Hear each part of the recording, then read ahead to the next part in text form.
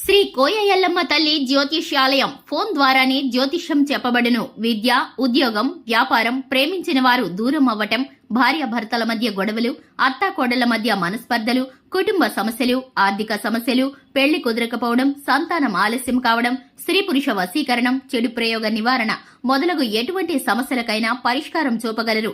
స్త్రీ పురుషులకు ఎటువంటి సమస్యలున్నా నమ్మకంతో కాల్ చేయండి. 9014339338. ఫిబ్రవరి 15 తులారాశి వారికి ప్రాణేశ్వరి ప్రాణ సంకటం అవుతుంది. జాగ్రత్త. అందరికీ నమస్కారం. ఛానల్ కి స్వాగతం. 2025 ఫిబ్రవరి 15న తులారాశి వారికి ప్రాణేశ్వరి ఏ విధంగా ప్రాణ సంకటం అవుతుందో, అలాగే ఈ రాశి వారికి ఎదురు కాబోయే పరిస్థితులు ఏ విధంగా ఉన్నాయో, ఈ రాశి వారికి ప్రతికూల అనుకూల పరిస్థితులు ఏ విధంగా ఉండబోతున్నాయో తెలుసుకోవాల్సిన పరిహారాలు, దేవతారాధన గురించి ఈ వీడియోలో పూర్తిగా తెలుసుకుందాం. వీడియోని ఎక్కడా కూడా స్కిప్ చేయకుండా పూర్తిగా చూసినట్లయితే మేమేం చెప్పబోతున్నామో మీకు పూర్తిగా అర్థమవుతుంది. ఇక వివరాల్లోకి వెళ్లే ముందు మా చిన్న రిక్వెస్ట్ ఏంటంటే, ఇంతవరకు ఛానల్ని ఎవరైనా సబ్స్క్రైబ్ చేసుకోకుండా ఉన్నట్లయితే వెంటనే ఛానల్ని సబ్స్క్రైబ్ చేసుకుని పక్కనే ఉన్న గంట సింబల్ మీద ఆల్ అనే ఆప్షన్ని క్లిక్ చేసినట్లయితే మేం చేసే ప్రతి వీడియో నోటిఫికేషన్ మీ వరకు చేరుతుంది. ఇక వివరాల్లోకి వెళ్లిపోదాము. ముందుగా తులారాశి వారి యొక్క వ్యక్తిత్వాన్ని గనక చూసుకున్నట్లయితే ఈ రాశివారు చాలా సున్నితమైన మనస్తత్వం కలవారు. ఈ రాశివారు అలంకార ప్రియత్వాన్ని కలిగి ఉంటారు.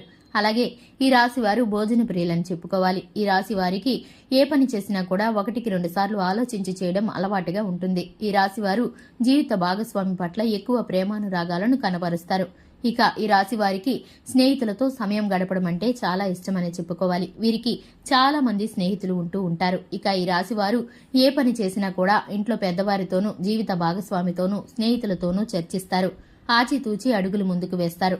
ఇక ఈ రాశి వారికి ముఖ్యంగా విషయంలోకి వస్తే 2025 ఫిబ్రవరి 15న ప్రాణేశ్వరి ప్రాణ సంకటం కాబోతుంది. అంటే వీరి జీవితానికి సంబంధించి జీవిత భాగస్వామి గాని, లేదంటే ప్రేమ జీవిత భాగస్వామి గాని వీరికైతే ప్రాణాంతకంగా మారిపోబోతున్నారు. అది ఏ విధంగా జరుగుతుందంటే కనుక, వీరు చెప్పే ప్రతి ఒక్క మాటకి వారైతే ఎదురు చెప్తారు.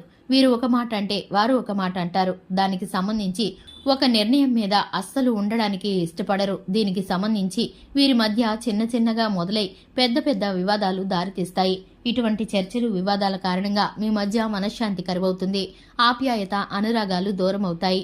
నాకు ప్రాణం మీదకి వచ్చి పెట్టింది అన్నట్లు మీకు అనిపిస్తుంది. ఏకీభవించిన నిర్ణయాలు తీసుకోపోవడం వలన, అలాగే సమయాన్ని సరిగ్గా సద్వినియోగం చేసుకోకుండా, ఒకరి పట్ల ఒకరు నమ్మకం లేకుండా మీరైతే వ్యవహరించడం వలన ఇదైతే జరగబోతుంది. ఇంతవరకు కూడా మీరు చేసిన ప్రతి ఒక్క తప్పుని కూడా మీరైతే గనక ఎదుటివారిపై మోపడానికి ఇష్టపడుతూ వచ్చారు. కానీ అటువంటి చిన్న అలవాటుని మీరు మార్చుకోకపోతే కనుక మీ ప్రేమ జీవిత భాగస్వామి గాని మీ వద్ద నుండి దూరం అయిపోయే పరిస్థితులైతే కలుగుతాయి. మీరు ఈ విషయంలో మార్పు చెంది పట్టింపులకి, పంతాలకి పోకుండా కూర్చుని ఒకరికొకరు మనసు విప్పి మాట్లాడుకుని చర్చించుకుంటే కనుక సమస్య పరిష్కారం అవుతుంది. దీని ద్వారా ఇద్దరు కూడా సంతోషంగా ఉండగలుగుతారు. అన్యోన్యత పెరుగుతుంది. ఇక ముఖ్యంగా ఈ రాశి వారికి వ్యాపారస్తులు ఎవరైతే ఉన్నారో వ్యాపారంలో బాగా కలిసి వచ్చే సూచనలు కనిపిస్తున్నాయి. ఉద్యోగస్తులకి నూతనమైన ప్రమోషన్లు వచ్చే అవకాశాలు కనిపిస్తున్నాయి. పనిలో ఒత్తిడి పెరుగుతుంది. ఇక ఈ రాశి వారు టెక్నికల్ రంగానికి సంబంధించిన వారు ఆర్థికంగా కొత్త కొత్త నిర్ణయాలను తీసుకుంటారు. ఈ రాశి వారు రియల్ ఎస్టేట్ వారు నూతన ప్రారంభాల కోసం, అలాగే నూతనమైన పెట్టుబడుల కోసం కాస్త ఆచితూచి వ్యవహరించాల్సిన సమయం అయితే గోచరిస్తుంది. ఇక ఈ రాశి వారు విద్యార్థులు ఎవరైతే ఉన్నారో విద్యార్థులు చిన్నపాటి అనారోగ్యాలను, ఒత్తిడిలను గురవుతూ ఉంటారు. ఎందుకంటే కనుక వీరికైతే చిన్నపాటి అలజడి రేగుతుంది. ఉన్నతమైన ఫలితాలను పొందడం కోసం ఇంకా కాస్త ఎక్కువగా శ్రమ పడవలసి వస్తుంది. ఎందుకంటే ఇంతకు ముందు మీరు పెట్టిన శ్రమ సరిపోదనే చెప్పుకోవాలి. ఇక సంతానం విషయంలో ఎదురు చూస్తున్న వారు వీరికి సంబంధించి శుభ ఫలితాలు కలగబోతున్నాయి.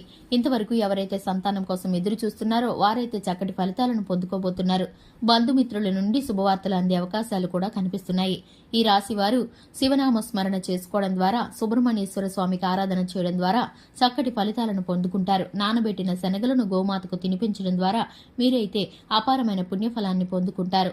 చూశారు కదండి, ఇది ఇవాల్టి వీడియో. వీడియో నచ్చినట్లయితే లైక్ చేయండి, ఛానల్ని సబ్స్క్రైబ్ చేసుకోండి. Thanks for the watching.